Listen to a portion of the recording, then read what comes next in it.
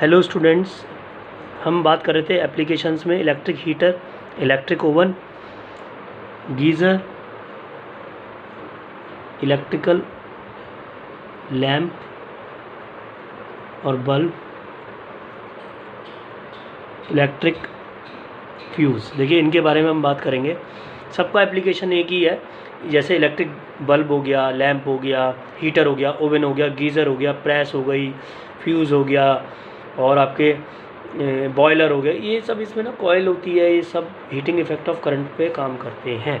तो इन सब का बेसिक प्रिंसिपल क्या है? Heating effect of current. सबसे पहले हम बात करेंगे बल्ब की। ये बल्ब में क्या होता है? बल्ब में ये इस तरीके से स्ट्रक्चर होती है। यहाँ से एक ये फिलामेंट होता है, ठीक है। अब ये कनेक्ट है, यहाँ से करंट आई, ये करंट इससे होके निकल गई। करता क्या है? ये आपको लाइट प्रोवाइड करता है। होता क्या है? ये जो फिलामेंट होता है ये होता है टंगस्टन। किसका? टंगस्टन। टंगस्टन एक ऐसी मटेरियल है जो हाई रेजिस्टिव है और हाई मेल्टिंग पॉइंट है। High resistive, high melting point. Melting point क्या होता है? एक ऐसा मटेरियल जो ज़्यादा से ज़्यादा टेम्परेचर 1000 डिग्री सेल्सियस या 3000 डिग्री सेल्सियस तक भी ना पिघले। तो टंगस्टन ही यूज़ होता है किसके लिए? फिलामेंट के लिए बल्ब में, क्योंकि ये हाई रेजिस्टेंस है और हाई मेल्टिंग पॉइंट है। हाई मेल्टिंग पॉइंट डिवाइस वो होती है जो ज़्यादा हीटअप करने पे भी ना पिघले। अब बात आई कि क्या फ़ायदा हुआ इसका। जब कोई कॉयल है, ये आपकी कॉयल है, अब इस कॉयल में करंट जा रही है, तो कॉयल का काम होता है करंट को फ्लो कराना, पर ये हाई रेजिस्टिव है। जिसका रेजिस्टेंस ज़्यादा है, करंट की वैल्यू कम होगी। रेजिस्टेंस ज़्यादा, करंट की वैल्यू कम। ये आपकी करंट चल रही है, करंट चली, रेजिस्टेंस इसका ज़्यादा था तो उसने करंट को रोक लिया। और करंट को ऐसा इतना रोक लिया कि ये कॉयल आपकी ऐसी हो गई, जैसे कॉयल होते हैं जो आपके कोयले होते हैं, जैसे भट्टी में रखे हुए, वो लाल हो जाते हैं, बिल्कुल लाल, ऑरेंज, वाइट से। तो उससे इतना हीटअप हो गए कि इससे आपको कंडक्शन तो मिल ही रहा था, मतलब करंट बिल तो आपका आएगा ही, लेकिन ये जो आपकी जो आपने करंट प्रोवाइड करी है, ये इसको लाइट एनर्जी में कन्वर्ट कर देती है। मतलब इतना हीटअप हो जाता है कि you can able to see the your in a dark room. मतलब बल्ब जलाया तो पूरे में अंदर लाइट फैल गई। वो लाइट कहाँ से आई है? ये बल्ब आपका गर्म हो गया, इतना गर्म हो गया है, ये कॉइल इतनी गर्म हो गई है कि आपको इसकी लाइट मिल रही है। तभी आपने देखा होगा बल्ब कुछ ही देर में गर्म हो जाता है। ये इसका हीटिंग इफेक्ट ऑफ करंट है। पर उसका मतलब ये नहीं है कि आपका रोज़ की रोज़ फिलामेंट ख़राब हो जाएगा, रोज़ बल्ब ख़राब हो जाएगा, क्योंकि वो कैसा है? High resistance, high melting point. 14 temperature पर भी नहीं पिघलेगा। कौन? कॉयल। कौन सी कॉयल? जो फिलामेंट है। किसका है? टंगस्टन का। तो that is the question of your NCERT, why the tungsten is widely used as an filament of electric lamp or bulb because it is high resistive and high melting point. High melting point होने से ज़्यादा temperature भी ये नहीं पिघलेगा।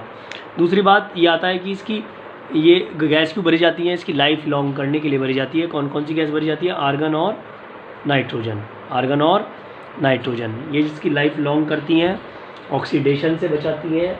ये सब चीज़ें हम डिस्कस कर लेंगे। फिलहाल आपको इसके बारे में पता लग गया। अब बात करते हैं फ्यूज़ की। दो बेसिक डिवाइस हम पढ़ते हैं।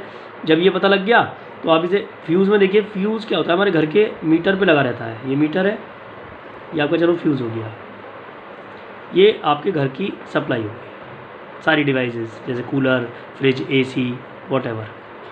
तो जब फ्यूज़ का क्या काम होता है? जब भी करंट की वैल्यू बढ़े, करंट की वैल्यू बढ़े और हमको करंट चाहिए कम, तो ये फ्यूज़ क्या करता है? एक ऐसी डिवाइस है जो अपने आप को तो ख़राब कर लेगी। एक तरह का वायर होता है, इस तरह का, ये ठीक है, ये इस तरह का वायर होता है। ये अब करंट को, जब भी करंट, जैसे हमें चाहिए 5 एम्पियर, वहाँ से आ गई 7 एम्पियर, तो ये करंट 7 एम्पियर आते ही क्या करेगा? यहाँ से ख़राब हो जाएगा, मतलब ये टूट जाएगा। ये टूट गया, यहाँ से 7 एम्पियर आई, ये टूट गया, तो आगे करंट नहीं जाएगी, पीछे से तो करंट आएगी। आगे आपको चाहिए थी 5 एम्पियर, आ गई थी 7 एम्पियर। जब जब करंट की वैल्यू एक्सीड होगी मैक्सिमम वैल्यू से, तब जब ये अपने आप को ख़राब कर लेगा, जैसे कहते हैं फ्यूज़ उड़ गया, और आगे करंट नहीं जाने देगा, आपके सारे अप्लाइंसेस बच जाएंगे। अदरवाइज़ ये होता है कि वहाँ से 7 एम्पियर आनी थी, 7 एम्पियर आई और आपके घर को चाहिए थी 5 एम्पियर, पर ये फ्यूज़ नहीं था, सीधी करंट आएगी और आपके घर के सारे अप्लाइंसेस को ख़राब कर देगी, जो आपके लिए बहुत हार्मफुल है, बहुत कॉस्टली हो जाएगा, बहुत आपको उसके लिए अरेंज करना पड़ेगा। इसलिए आजकल फ्यूज़ अटैच होते हैं। फ्यूज़ एक तरह के high resistance, low melting point alloy होते हैं, कॉपर, टिन, लेड, एल्यूमिनियम, इसमें सब कुछ मिक्स होते हैं। ये मटेरियल हम देख लेंगे। हाई रेजिस्टेंस का मतलब है रेजिस्टेंस इसका ज़्यादा होता है, रेजिस्टेंस का मतलब है करंट को रोकना, पर अगर ये पिघलने नहीं देगा, इस बार ये क्वेश्चन भी पूछा गया है कि क्यों हम इसे दोबारा यूज़ नहीं करते, या लो मेल्टिंग पॉइंट क्यों नहीं होता। अरे मतलब हाई मेल्टिंग पॉइंट क्यों नहीं होता, हाई मेल्टिंग पॉइंट होगा तो ये तो आगे निकाल देगा करंट को। लो मेल्टिंग पॉइंट का मतलब है कम टेम्परेचर पे ही पिघल गया, जैसे कि करंट बढ़ना शुरू हुआ, टेम्परेचर थोड़ा सा भी बढ़ा तो ये पिघल गया, ये पिघल गया तो टूट गया। करंट कभी भी ओपन सर्किट में फ़्लो नहीं होती, वहीं करंट आगे नहीं जाएगी, आपके मीटर पे करंट रुक गई, घर के सारे अप्लायंसेस बच गए, और इससे फ्यूज़ कनेक्ट करने से फ़ायदा हुआ जो आपने कहाँ पे लगाया था, सीरीज़ में, घर के अप्लायंसेस के सीरीज़ में लगाया था, तो आपको ये फ़ायदा मिला फ्यूज़ का। फ्यूज़ एक तरह की सेफ्टी डिवाइस है, electrical safety device, connected always in series, safety device always connected in series. और ये जो आपका मेटल, ये आपका जो मेन मीटर है और आपके घर की अप्लायंसेस के बीच में लगता है, पीछे से करंट ज़्यादा आ जाए तो अपने आप को तो ख़राब कर लेगा, पर आपके सारे अप्लायंसेस को बचा लेगा।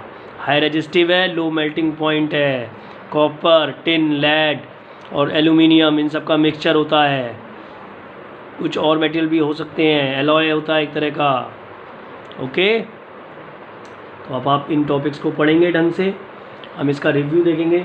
एक बार रिव्यू देख लेते हैं। रिव्यू में मैं आपको पहले बता दूं, चार्ज हम डिस्कस हो चुका है, जिसका नहीं हुआ है वो दोबारा देख लेंगे। क्वांटाइजेशन ऑफ चार्ज, जिसे हम Q = NE कहते हैं, ये हमारा डिस्कस हो चुका है। इलेक्ट्रिक करंट, एम्पियर की डेफिनेशन, 1 एम्पियर की डेफिनेशन, इलेक्ट्रिक पोटेंशियल 1 वोल्ट की डेफिनेशन डिस्कस हो चुकी है। ओम्स लॉ डिस्कस हो चुका है, उसका ग्राफ डिस्कस हो चुका है। रजिस्टिविटी डिस्कस हो चुकी है। Factor affecting the resistance discuss हो चुके हैं। रेजिस्टेंस की definition, series combination, parallel combination, electric power 1 वाट की डेफिनेशन, इलेक्ट्रिकल एनर्जी 1 जूल की डेफिनेशन, किलोवाट और की definition, heating effect of current आज ही मैंने ख़त्म करा है। कुछ NCERT न्यूमेरिकल्स डिस्कस हो गए हैं, इसके एप्लीकेशन डिस्कस हो गए हैं, और कुछ NCERT न्यूमेरिकल्स आपके बचे हैं। तो हम अब बात करेंगे NCERT न्यूमेरिकल्स की, जो चलते रहेंगे। ठीक है स्टूडेंट्स, जो कराया उसको करिए, ढंग से करिए, कोई प्रॉब्लम से पूछिए। चैप्टर आपका लगभग फिनिश वाली स्टेज में है, हम इस पर भी अभी टाइम लेंगे, 2-3 लेक्चर में इसको फुल फिनिश करेंगे। एक एक मैं आपको वर्कशीट्स दूंगा, आपको उनको अपनी कॉपी में करनी है, उनकी प्रॉब्लम्स पूछनी है। Okay, that's it.